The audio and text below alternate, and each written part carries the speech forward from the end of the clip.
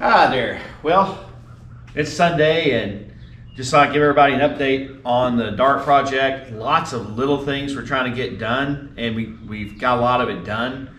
So we start off, we finally got the rear studs that go into the body to accommodate the rear shocks, the upper bolts, the upper studs. Those are on. I rolled around ground to get those hooked up after the top is hooked up. So rear shocks are hooked up. Measured for drive shaft length.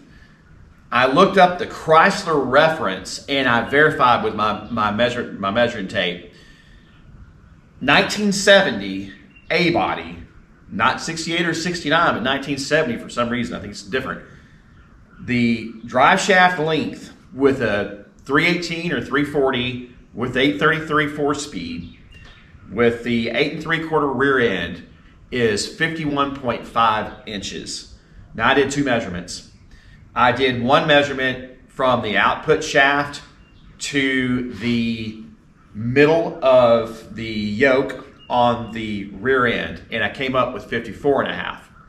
Then I took the drive shaft and I used that yoke, I stuck it in with about an inch sticking out, and I did load the rear end with the jack, so the back of the car was trying to come up off the back of the lift a little bit.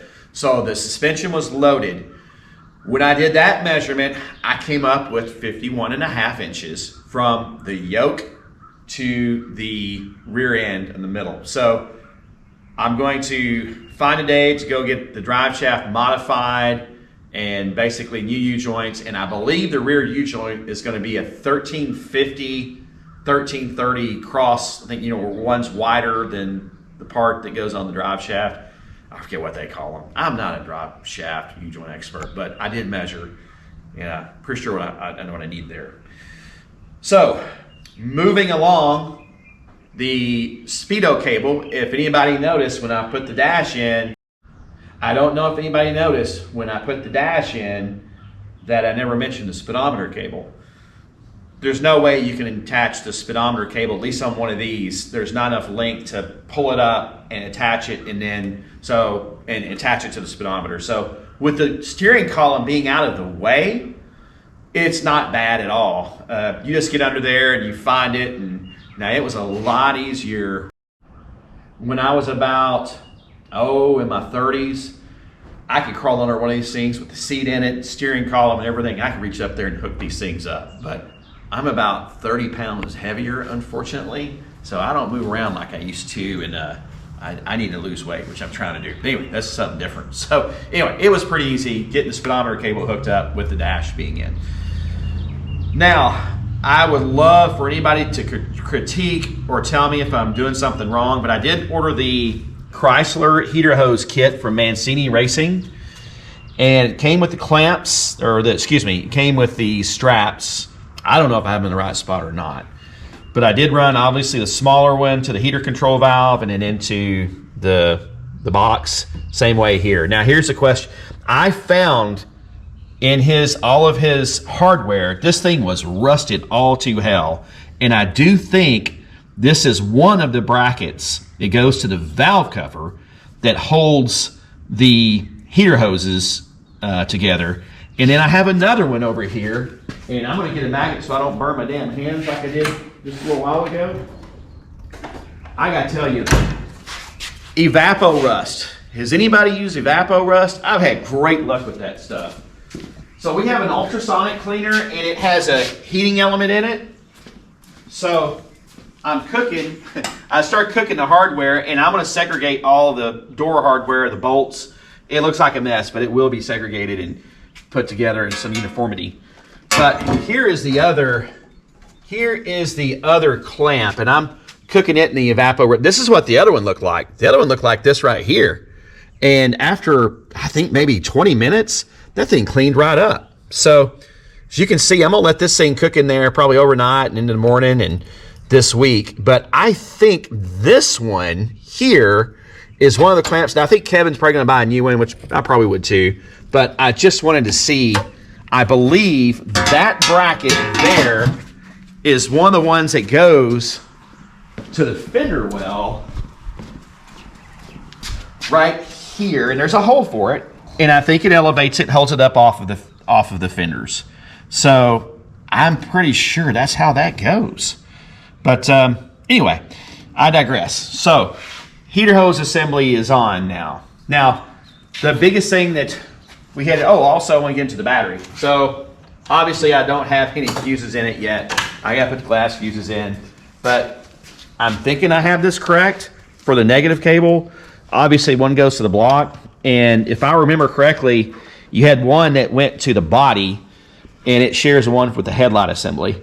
So if I'm wrong, please let me know. I would love to know. Ballast resistor is mounted. I looked at pictures. I scanned pictures on the internet. Most Mopars had their ballast resistor up here on the firewall. But then I found some that had the ballast resistor on the fender. And the way that and by the way, we're going to take the lines off and route the main harness going to go under the master cylinder. So don't worry, that's going to get all routed. I think it's the way it was supposed to go anyway, under here. But these ended up, their resting spot ended up right over in here, and there was no place. You can't put the ballast resistor here because then you can't get the cap off, and it won't go because of the grommet for the speedometer cable. So they had the hole here, and I'm pretty sure that's where the ballast resistor went, because these are your two ballast resistor fittings. So if I'm wrong on that, please let me know. Battery's hooked up. The good thing is he went out the fuses in it. I was happy. It didn't have any sparks. Now put the fuses in it, obviously it's a bigger deal. So that's going to happen this week, probably next weekend. Install the glass fuses.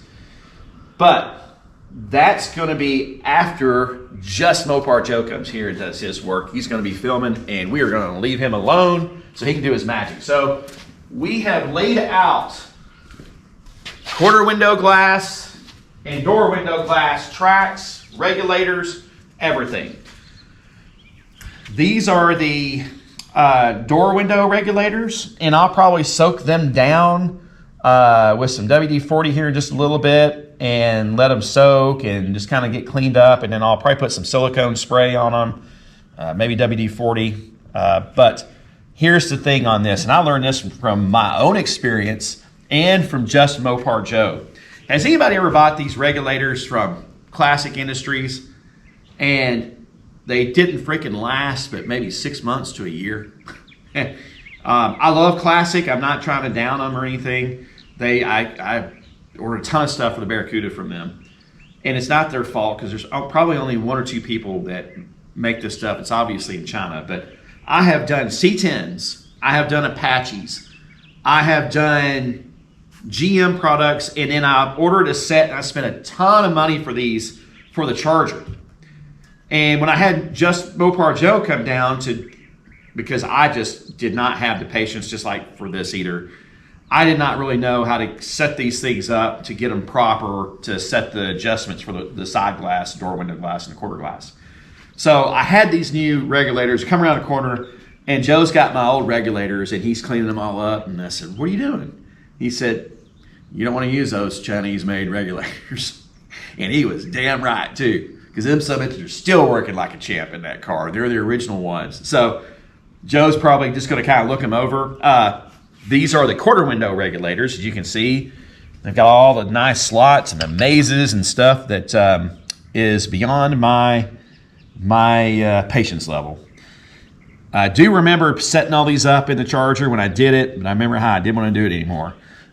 Tracks, we have tracks, we have more tracks, and some of these are the trim. Kevin just had some extra trim, so don't pay attention to some of this stuff. He's got this on the door glass over there, on the window glass.